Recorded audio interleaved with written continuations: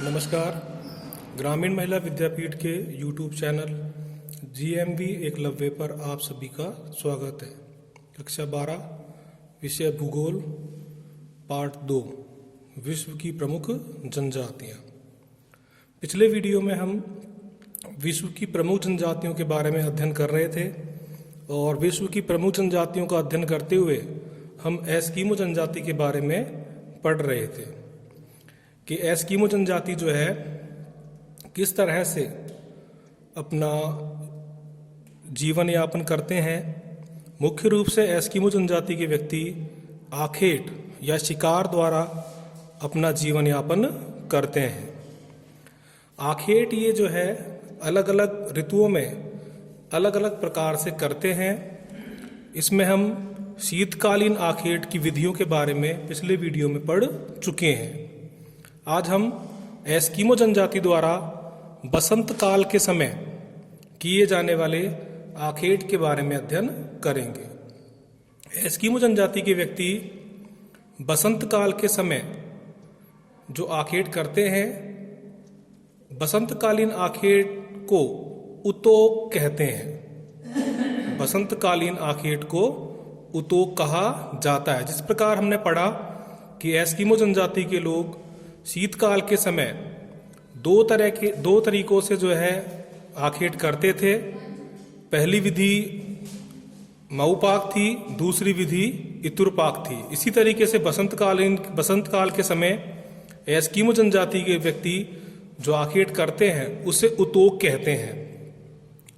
मार्च के समय सील मछलियां श्वास लेने हेतु बनाए गए छिद्रों से बाहर आकर धूप सेकने लगती हैं और एस्किमो जनजाति द्वारा कुत्तों व हारपून की सहायता से सील मछलियों का शिकार कर लिया जाता है। जिस तरह से हमने पढ़ा कि शीतकालीन आखेट के समय एस्किमो जनजाति के लोग बर्फ के अंदर छिद्र बनाते हैं और हारपून द्वारा शिकार करते हैं, उसी तरीके से बसंत काल के समय एस्किमो जनजाति के लोग आखेट करने के लिए कुत्तों और हारपून का प्रयोग करते हैं। इस ऋतु में चमड़े से बनी नाव को परिवहन के लिए काम में लेते हैं, जिसे कयाक कहते हैं। कयाक जो है बसंत काल के समय परिवहन के लिए उपयोग में लाए जाने वाली चमड़े से बनी एक नाव है। इसी तरीके से ग्रीष्म काल के समय एस्किमो जनजाति के लोग जो आखेट करते हैं, शिकार करते हैं, उसमें एस्किमो जनजाति के लोग कैरिबो, बारहसिंगा या कैरिबो जो है ध्रुवीय क्षेत्रों में पाए जाने वाला एक प्रकार का हिरण है। उस हिरण का शिकार ये धनुष बाण से करते हैं। साथ ही साथ खरगोश, बतख व चिड़ियों का शिकार हल्के भाले से फेंक कर करते हैं। अभी तक हमने एस्किमो जनजाति द्वारा किए जाने वाले आखेटों की विधियों का अध्ययन किया है। एस्किमो जनजाति के लोगों के जीवन में सील मछली बहुत महत्वपूर्ण है, क्योंकि इस मछली के द्वारा ये लोग न सिर्फ भोजन प्राप्त करते हैं बल्कि घर और विभिन्न प्रकार के हथियार बनाने के लिए भी इस मछली का उपयोग करते हैं। तो हमारे सामने एक प्रश्न बनता है कि एस्किमो के जीवन में सील मछली का क्या महत्व है। तो इसका आंसर हम लिख सकते हैं कि एस्किमो लोगों के जीवन में सील मछली का अत्यधिक महत्व है। सील मछली से खाने के लिए एस्किमो जनजाति के लोगों को मांस प्राप्त होता है। सील मछली के खाल से ये कपड़े भी बनाते हैं। तंबू या अस्थायी घरों को बनाने के लिए ये टेंट लगाते हैं और वो टेंट जो है या तंबू जो है वो सील मछली की खाल का ही बना होता है। जलाने के लिए, ईंधन के लिए भी ये एस्किमो की चर्बी का प्रयोग करते हैं। स्लेज एक प्रकार की गाड़ी है जो बर्फ पर फिसलती है। उस गाड़ी को बनाने के लिए भी ये सील मछली की हड्डी का प्रयोग करते हैं। तथा वस्तुओं को बांधने के लिए, धागे बनाने के लिए या तांत बनाने के लिए भी सील मछली की खाल का प्रयोग किया जाता है। सील मछली की चर्बी अन्य जीवों की चर्बी की तुलना में तुरंत व अधिक देर तक जलती है और ताप भी अधिक देती है। ये लोग प्रकाश करने के लिए और अपने घरों को गर्म बनाए रखने के लिए सील मछली की चर्बी को जलाते हैं। तो इन सारी चीज़ों से हम मुख्य रूप से हमें ये पता चलता है कि सील मछली का जो है एस्किमो जनजाति के जीवन में बहुत अधिक महत्व है, क्योंकि एस्किमो जनजाति के लोग सील मछली से भोजन भी प्राप्त करते हैं, कपड़े बनाने के लिए खाल जो है उससे प्राप्त करते हैं, तो उससे खाल बनाते हैं, और साथ ही साथ गाड़ियां बनाने के लिए, स्लेज बनाने के लिए भी सील मछली की हड्डियों का प्रयोग करते हैं। तो मुख्य रूप से सील मछली जो है एस्किमो जनजाति के जीवन में बहुत अधिक महत्व रखती है। इसके बाद अगला पॉइंट है भोजन। जैसे कि हम सील मछली के बारे में ऊपर पढ़ चुके हैं, हमने पाठ के शुरुआत में ही पढ़ा है कि एस्किमो जनजाति एस्किमो शब्द का जो अर्थ है, शाब्दिक जो अर्थ है, वो है कच्चा मांस खाने वाले।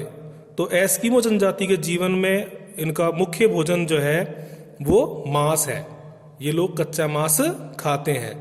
भोजन का मुख्य स्रोत यानी कि ये मांस जो है कहाँ से प्राप्त करते हैं, तो ये मांस जो है सील मछली से प्राप्त करते हैं, व्हेल मछली से प्राप्त करते हैं, और सी लॉइन एक प्रकार का जीव है, इससे भी जो है मारकर ये लोग इसके मांस का प्रयोग करते हैं। साथ ही साथ ये लोग छोटी मछलियां व स्थानीय या स्थलीय जलीय जीवों से भी भोजन प्राप्त करते हैं।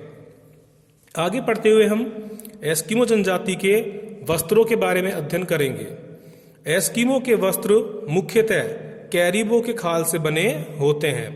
जैसा कि हमने ऊपर पढ़ा है, कैरिबो ध्रुवीय क्षेत्रों में पाया जाने वाला एक प्रकार का हिरण है। उस हिरण की खाल का प्रयोग ये वस्त्र बनाने के लिए करते हैं। ये लोग सूती या विभिन्न प्रकार के हल्के वस्त्रों का प्रयोग नहीं करते हैं, क्योंकि ध्रुवीय क्षेत्रों में बहुत अधिक ठंड पड़ती है, इसलिए ये लोग खाल के वस्त्र बनाकर ही पहनते हैं, जो कि इन्हें अधिक ठंड से बचाती है।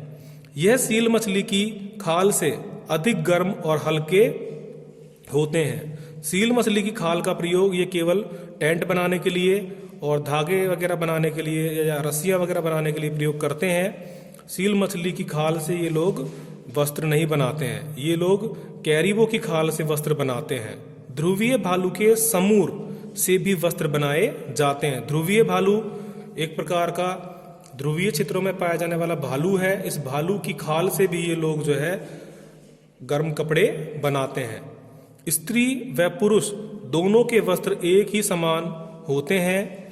एस्किमो जर्सी नुमा बांहदार वस्त्र, जिसे तिमियाक कहते हैं, पहनते हैं।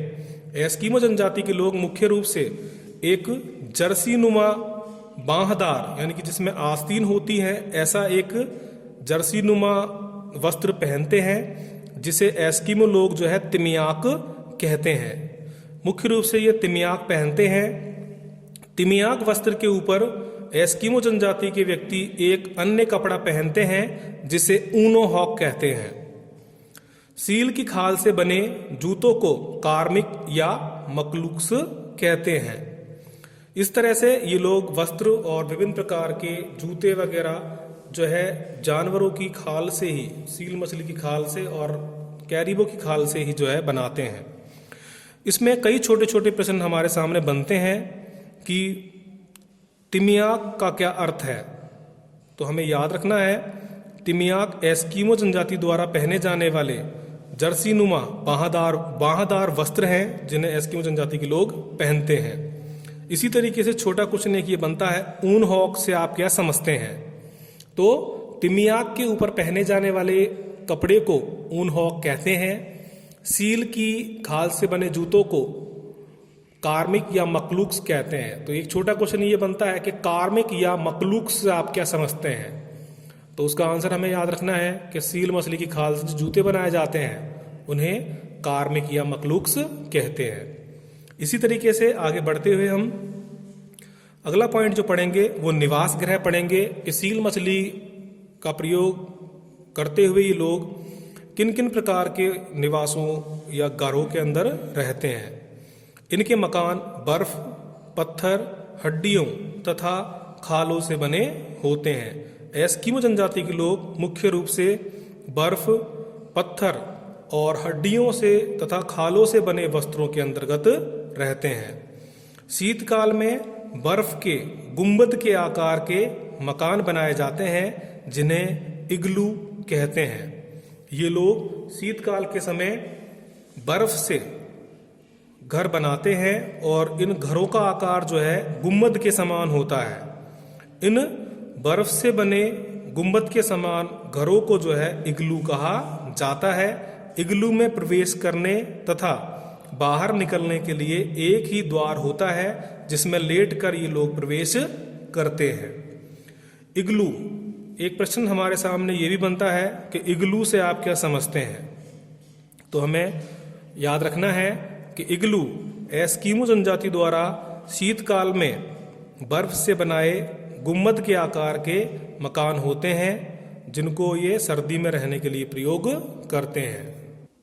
इसी तरीके से एस्किमो जनजाति के लोग जो है 5 से 6 फीट भूमिगत व 2 से 3 फीट ऊपर उठे लकड़ी व बैल की हड्डियों के ढांचे से एक मकान बनाते हैं। इस मकान को कार्मिक कहते हैं। ये मकान जो है आधा भूमि के अंदर होता है और आधा भूमि के ऊपर होता है और इस मकान को बनाने के लिए ये लकड़ी और बैल मछली की हड्डियों का प्रयोग करते हैं। इस मकान को जो है या इस घर को जो है कार्मक कहते हैं। ग्रीष्म काल में शिकार के दौरान ये लोग अस्थायी तंबू में भी रहते हैं। इसी तरह से आगे पढ़ते हुए हम एस्किमो जनजाति द्वारा प्रयोग में लाए जाने वाले यंत्र और उपकरणों के बारे में अध्ययन करेंगे। सबसे पहला जो यंत्र है वो है कयाक। कयाक चमड़े से बनी एक प्रकार की नाव जो 5 मीटर लंबी और 1.5 मीटर चौड़ी होती है। इस नाव का प्रयोग ये पानी के अंदर आवागमन के लिए या परिवहन के लिए करते हैं। इसके बाद है उमियाक। उमियाक बड़ी नाव जो व्हेल मछली के शिकार के दौरान काम में ली जाती है। एक प्रकार की नाव का प्रयोग ये व्हेल मछली के शिकार के लिए करते हैं। इस नाव को जो है उमियाक कहा जाता है। अगला उपकरण है हार्पून। हार्पून हार्पून जो है सील मछलियों के शिकार के लिए प्रयुक्त 1.2 से 1.5 मीटर लंबा भाले नुमा हथियार जो रस्सी से बंधा होता है, इसे हार्पून कहा जाता है। हार्पून जो है एक भाले नुमा, भाले के समान एक हथियार होता है जिसमें रस्सी बंधी होती है और इस हार्पून का प्रयोग ये जो है सील मछली का शिकार करने के लिए करते हैं। अगला जो उपकरण है वो है स्लेज। स्लेज जो है एक प्रकार की पहिए विहीन गाड़ी होती है जो कि बर्फ पर कुत्तों और रेंडियरों द्वारा खींची जाती है। तो हमें इन शब्दों का, इन यंत्रों और उपकरणों का भी ध्यान रखना है, याद करना है इनको भी। इनके द्वारा इनसे भी जो है कई बार बोर्ड के एग्जाम में प्रश्न पूछे गए हैं। जैसे कि स्लेज से आप क्या समझते हैं। तो स्लेज जो है बर्फ पर चलने वाली पहिए विहीन गाड़ी है जिसे कुत्ते व रेंडियर खींचते हैं। आगे पढ़ते हुए एस्किमो जनजाति के हम समाज व संस्कृति के बारे में अध्ययन करेंगे कि एस्किमो जनजाति जो है इनके रीति रिवाज क्या है, किस तरह से ये अपना जीवन बिताते हैं। एस्किमो जनजाति के लोग छोटे छोटे समूहों में रहते हैं। एस्किमो जनजाति के लोग मुख्य रूप से छोटे छोटे समूहों में रहते हैं। ये बड़े समूहों में नहीं रहते हैं। ये लोग घुमक्कड़ और आदिम ढंग से जीवन यापन करते हैं। ये लोग स्थायी रूप से नहीं रहते हैं और आदिम ढंग से जीवन यापन करते हैं। यानी कि जिस तरह से आदिम मानव जो है शिकार करके अपना जीवन यापन किया करते थे, अपना जीवन व्यतीत किया करते थे, उसी तरीके से ये एस्किमो जनजाति के लोग भी शिकार करके ही अपना जीवन यापन करते हैं। इनका समाज पितृवंशीय समाज होता है। पितृवंशीय समाज मतलब जो सत्ता है वो पिता से पुत्र को प्राप्त होती है। तो इनका समाज जो है वो पितृवंशीय होता है। इनमें बहुपत्नी प्रथा भी प्रचलित है। एस्किमो जनजाति में बहुपत्नी प्रथा पाई जाती है, यानी कि ये लोग एक से अधिक पत्नियों को रख सकते हैं। ग्रीष्म काल में कई उत्सव व समारोह भी बनाए जाते हैं। एस्किमो लोग जादू टोने में भी विश्वास रखते हैं। एस्किमो जनजाति के लोग जादू टोने के अंदर भी विश्वास रखते हैं। ये एस्किमो जनजाति के लोग एल्यूट भाषा बोलते हैं। एस्किमो जनजाति के लोग जो भाषा बोलते हैं वो एल्यूट कहलाती है। कठोर शीत ऋतु में भोजन की कमी होने पर बूढ़े व अशक्त व्यक्ति आत्महत्या कर लेते हैं। एस्किमो जनजाति के समाज के अंदर जब ये रीत है या ये परंपरा है कि जब शीत ऋतु कठोर होती है और भोजन की कमी होती है तो बूढ़े व्यक्ति और अशक्त व्यक्ति यानी कि जो शक्तिहीन है वो व्यक्ति जो है आत्महत्या कर लेते हैं। तो ये हुआ सारा का सारा जो है एस्किमो जनजाति के समाज और संस्कृति से संबंध में। अगला पॉइंट है वातावरण समायोजन। एस्किमो जनजाति के लोग कठोर जलवायु में निवास करते हैं और कठोर जलवायु के अंदर जो है इन्होंने अपने आप को रहने के अनुकूल बना लिया है। तो इन्होंने कठोर वातावरण में अपने आप को किस तरह से ढाल लिया है वही जो है आपके वातावरण समायोजन कहलाता है। एस्किमो जनजाति के लोग जिन क्षेत्रों में निवास करते हैं वहाँ कठोर जलवायु पाई जाती है, यानी कि वहाँ वर्ष के अधिकांश समय बर्फ जमी रहती है और बर्फीली आंधियाँ चलती हैं। ऐसी जलवायु पाई जाती है। ऐसी जलवायु में एस्किमो जनजाति में वातावरण समायोजन की क्षमता अपने आप में एक अनूठा उदाहरण है। यानी कि एस्किमो जनजाति ने अपने आप को इस वातावरण के रहने के अनुकूल कर लिया है। ऐसी स्थिति हमें और कहीं देखने को नहीं मिलती है। एस्किमो हिम का ही प्रयोग कर हिम निवास यानी कि इग्लू बनाते हैं। जैसा कि हमने पढ़ा है एस्किमो जनजाति जिन क्षेत्रों में निवास करती है वहां बर्फ जमी रहती है साल के अधिकांश समय। तो इन लोगों ने जो है उस बर्फ का प्रयोग करके घर बनाना शुरू कर दिया है। ये लोग घर बर्फ के ही बनाते हैं जिन्हें इग्लू कहते हैं। एस्किमो जनजाति के लोग स्लेज गाड़ी बनाने के लिए वॉलरस की हड्डियों को काम में लेते हैं। जैसा कि हमने आगे पढ़ा है कि एस्किमो जनजाति के लोग स्लेज नामक गाड़ी का प्रयोग बर्फ पर एक स्थान से दूसरे स्थान पर आने जाने के लिए करते हैं। तो बर्फ पर एक स्थान से दूसरे स्थान पर आने जाने के लिए ये लोग जो स्लेज का प्रयोग करते हैं वो स्लेज गाड़ी भी जो है वालरस की हड्डी से बनाते हैं। यानी कि ये जानवरों की खाल और जानवरों की हड्डियों से ही जो है विभिन्न प्रकार के उपकरण बनाते हैं, जिससे कि ये लोग अपने आप को इस वातावरण के अनुकूल अधिक अच्छी तरह से बनाए हुए हैं।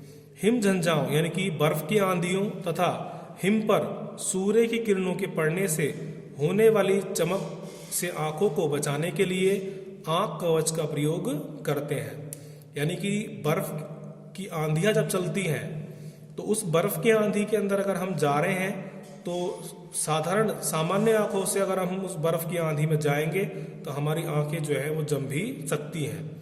तो उस स्थिति से बचने के लिए ये लोग जो है एक प्रकार के विशेष चश्मे का प्रयोग करते हैं और जब बर्फ के ऊपर सूरज की किरणें पड़ती हैं तो बहुत अधिक जो है चमक होती है जिसमें देखना संभव नहीं है।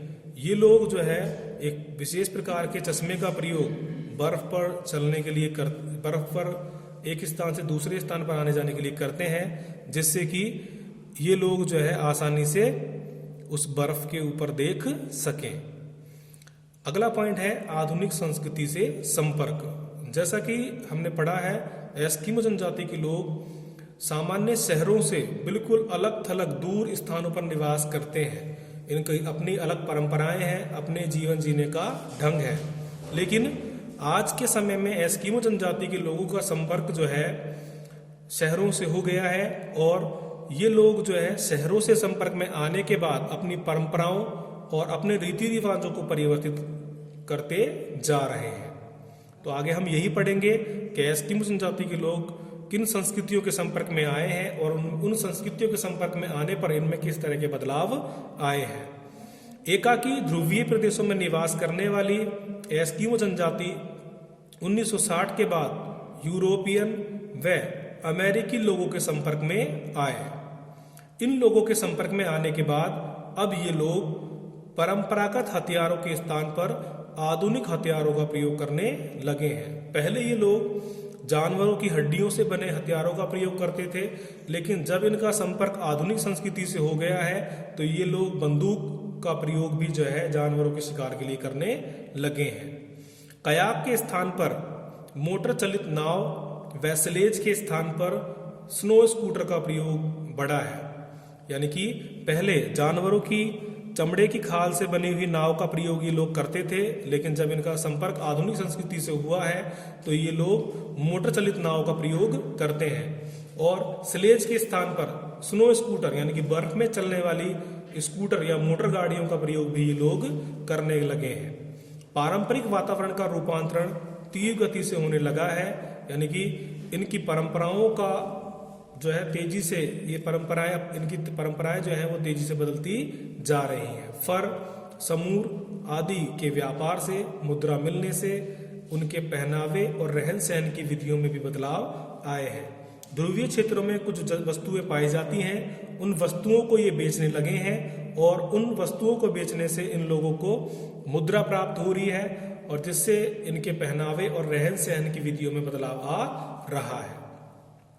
जिस तरह से इनकी संस्कृति के अंदर परिवर्तन हो रहे हैं या इनको जीवन जीने के लिए बेहतर सुविधाएं मिल रही हैं, उनकी वजह से एस्किमो जनजाति के लोगों की संख्या लगातार बढ़ रही है और इनकी जनसंख्या लगातार बढ़ने की वजह से टुंड्रा क्षेत्र के पर्यावरण के अंदर भी जो है प्रतिकूल प्रभाव पड़ रहा है।